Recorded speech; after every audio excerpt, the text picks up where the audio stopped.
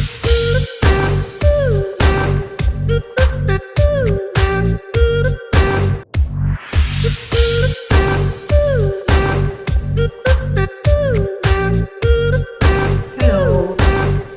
Good morning, everyone. Today, we are going to take up the utilization of assessment results, wherein we are going to discuss all about the interpretations of test results. Remember that after the construction and administering of the test results need to be analyzed and interpreted using appropriate statistical measures. Now, classroom teachers should know how to handle and apply the varied descriptive statistics, because this will help teachers to understand the important features of the test and to improve instructions. Once the assessment data are available, another important task of the teacher is to utilize the data in scoring and, of course, and grading purposes. So the teacher is both an observer and scorer. In this video lesson that I have, we'll focus on how to rank the scores, how to make a frequency distribution, measures of central tendency, and the point measures, standard deviation, and of course, the normal distribution. So, the first subtopic that I'm going to discuss to you is more on the ranking of test measures. So, here are the scores of 15 students. So, I'm going to write the scores obtained by the 15 students in a mathematics major class. So, here are the scores. We have 78, 87, 83, another 78, 81, then 80,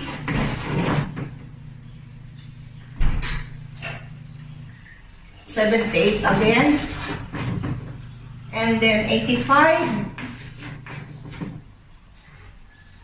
84, 87, then 89, 84, another 84, 81, and 78. So we have 1, 2, 3, 4, 5, 6, 7, 8, 9, 10, 11, 12, 13, 14, 15. So these are the scores obtained by the 15 students in a mathematics major class. So the next step now is we are going to arrange the scores from the highest to the lowest. So we have the highest is 89. So we are going to arrange this from highest to the lowest. So let's have now 89. Next for 89 we have 87. Another 87. Then next is 85. Then 85, there are how many 84? So there are 384. Next to 84, we have 83. Then 81, so there are 281. And then 81, next to 81 is 80.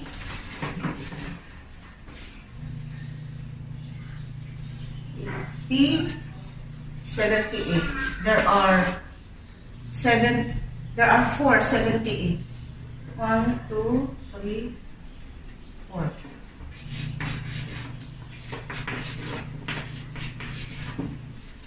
1, 2, 3, 4, 5, 6, 7, 8, 9, 10, 11, 12, 13, 14, 15. So the scores now are arranged from highest to lowest. Next is, so these are the scores. So we are going to create another column, which will be the rank. So we are going to rank the scores.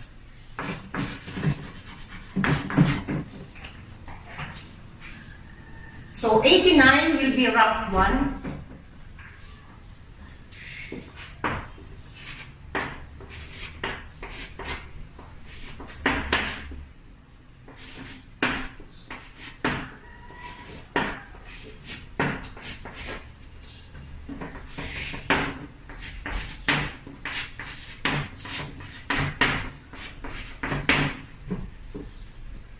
May I repeat?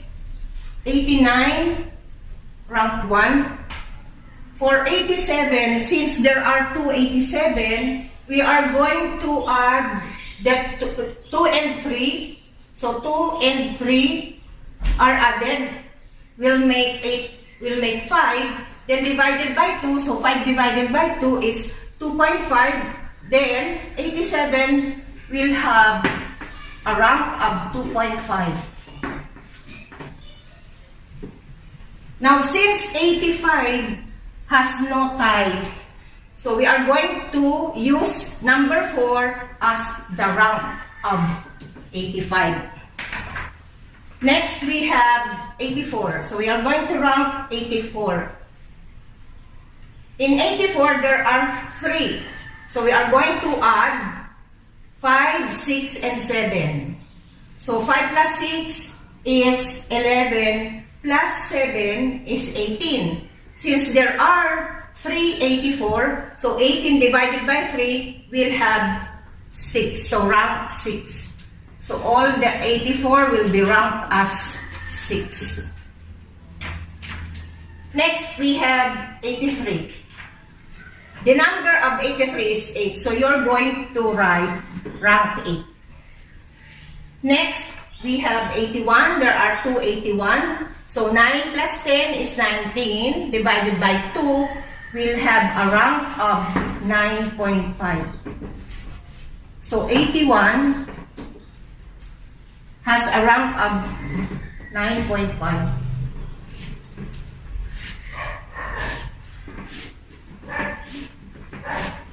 Then let us now rank the next score, 80. Now 80 is number 11, and there is no other 80 in the given distribution, so we are going to use rank 11. Then next now is we are going to rank 78. In the given distribution, there are 4 78. So we are going to add all the numbers of 78. So 12 plus 13 is 25. Added by 14 is 39. Then added by 15 is 54. Divided by 4. So this will be 13.5. So we are going to rank 78. All 78 will be ranked as 13.5.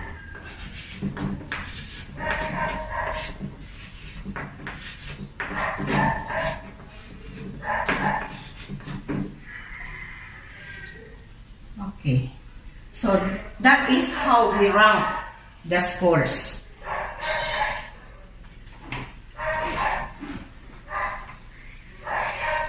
Next now is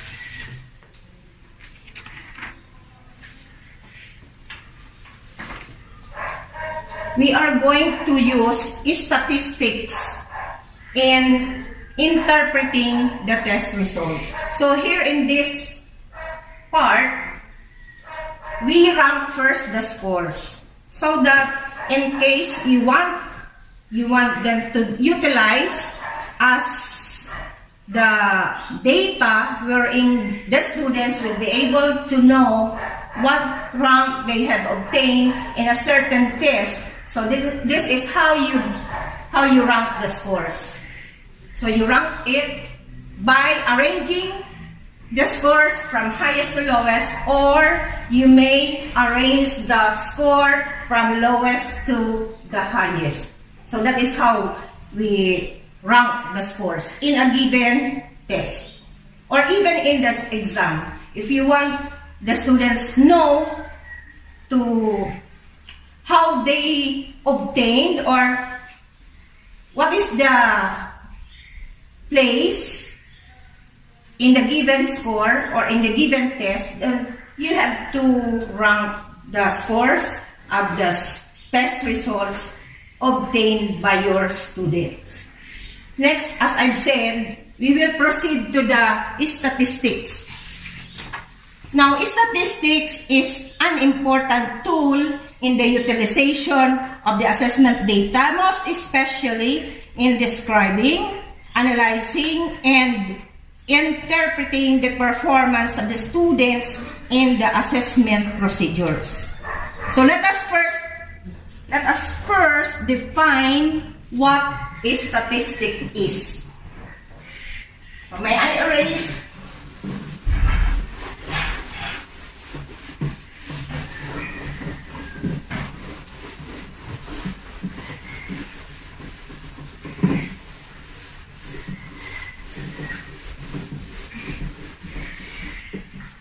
So let us define the word statistics.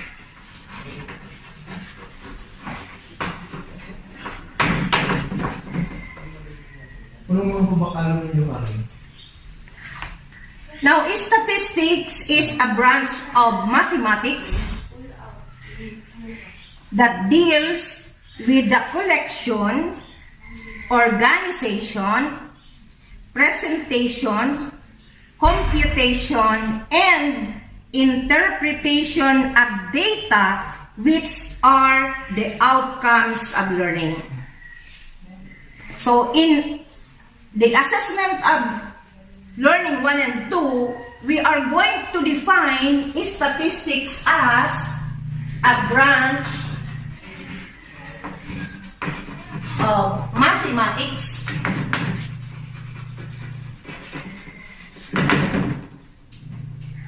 that deals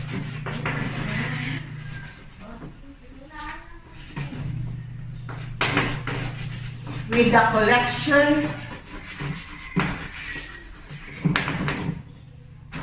organization,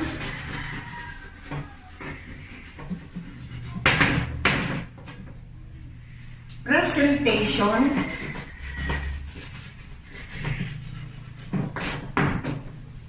computation,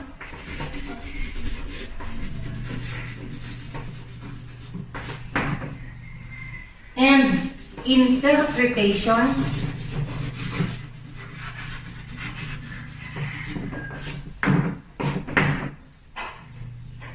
of data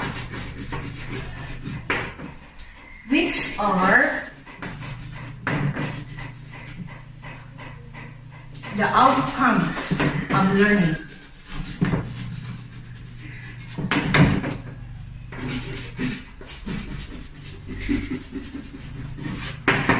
Okay. Based from the definition of statistics that it is a branch of mathematics. So it is a branch of mathematics that deals with the collection, organization, presentation, computation, and interpretation of the data, which are the outcomes of learning. In our subject, assessment of student or assessment of learning 1 and 2, we will be using mathematics, specifically on statistics, wherein we will be using this in the collection. So we are going in the collection, we are now referring here on the result obtained by the students regarding about their scores in a certain test. So after collecting, we will organize the test results and then present the test results. We are going to compute. If we want to compute the mean or the average of the scores obtained by a certain class, and then we are going to interpret whatever value we have computed or whatever value we have obtained in our computation, and then we are going to interpret the data or the value obtained in a certain computation, which are the outcomes of learning of the students in a certain class. There are two types of statistics. So we have two types of statistics.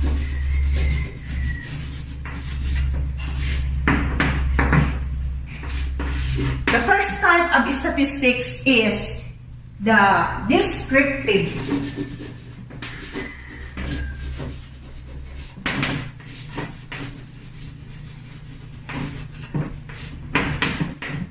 And the second one, we have inferential.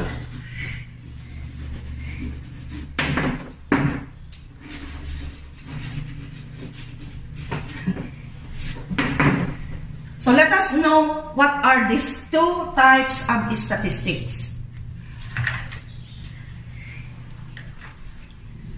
Descriptive statistics provides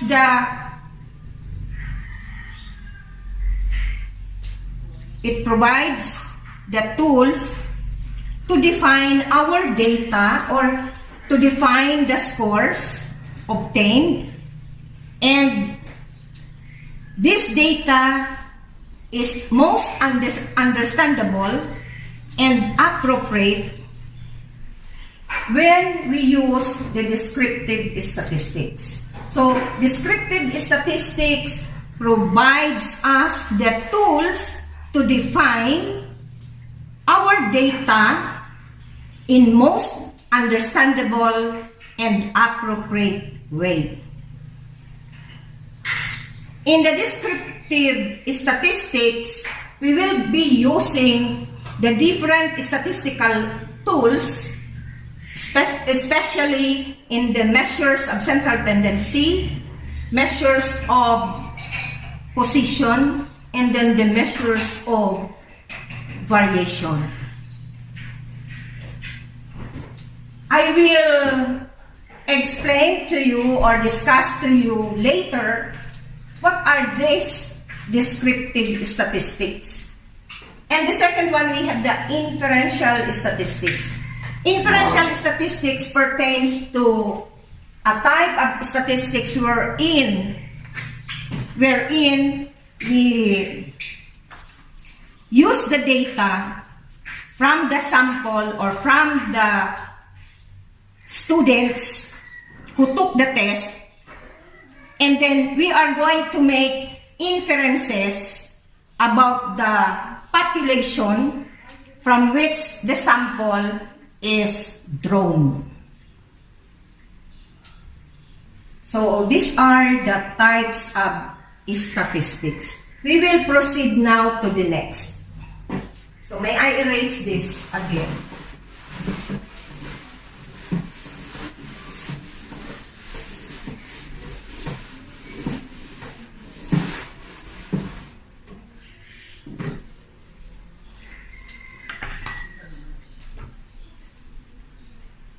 Before I discuss to you the different statistical tools, for example, on the measures of central tendency, first is I would like to explain to you about frequency distribution.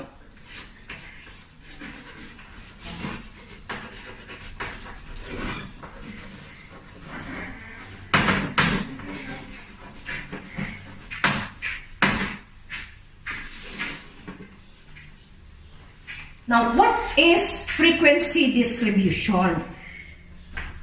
Frequency distribution is a collection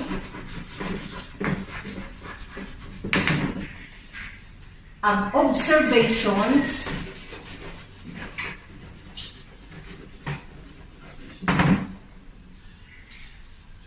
produced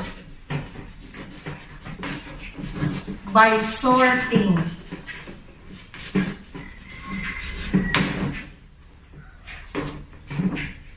sorting them into classes.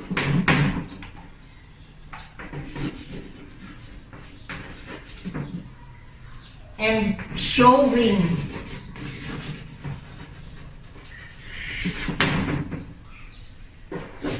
their frequency of occurrence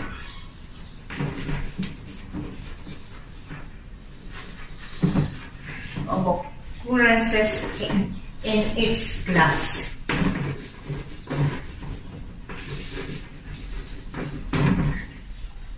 So frequency distribution is defined as a collection of observations produced by sorting them into classes and showing their frequency of occurrences in its class. So let's have the procedure in preparing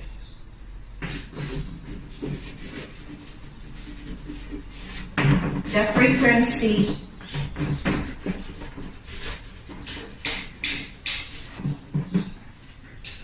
distribution.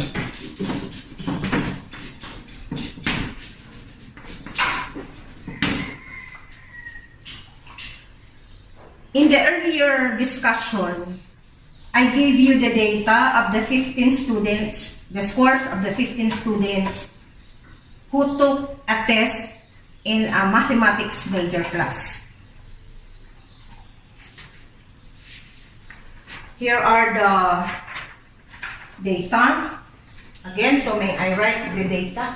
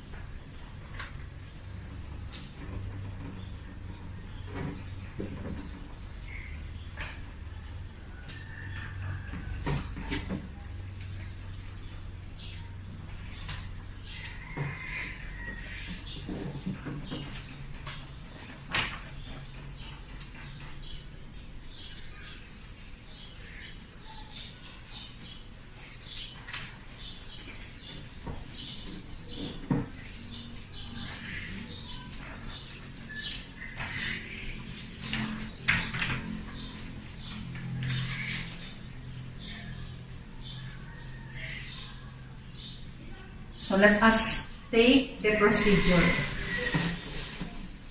in preparing the frequency distribution. So first step in preparing the frequency distribution is we must know the range. So let us first know or find the range. Now, range is the difference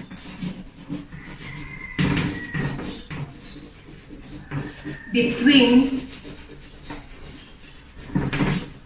the highest score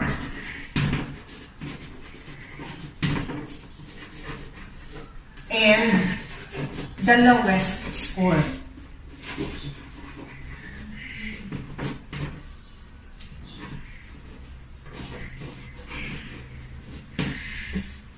So range is the difference between the highest score and the lowest score. So to find out the range, we are going to consider two scores, which are the highest score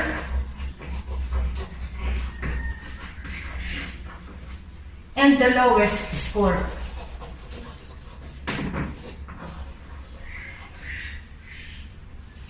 In the given data, the highest score is 89.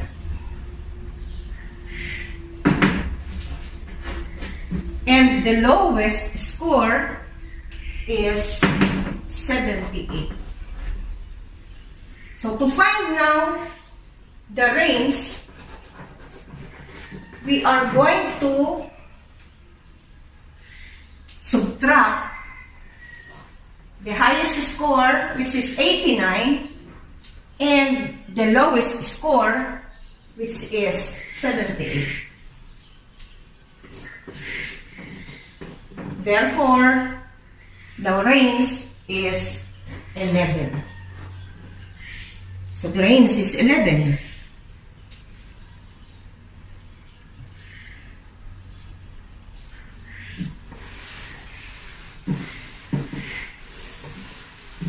Next step in preparing the frequency distribution. So we are going to find the class interval.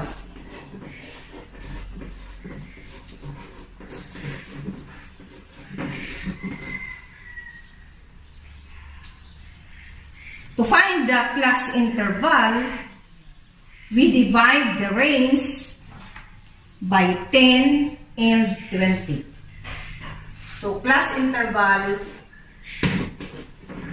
is equal to the range divided by 10 or divided by 20. So in this case, since the range is 11, so we divide it by 10. Thus, the class interval ranges from 1.1. While for 11 divided by 20, so 11 divided by 20,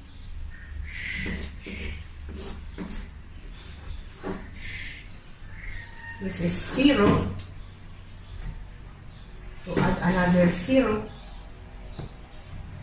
So 110 divided by 20 is 5. This is 100. Then divide another,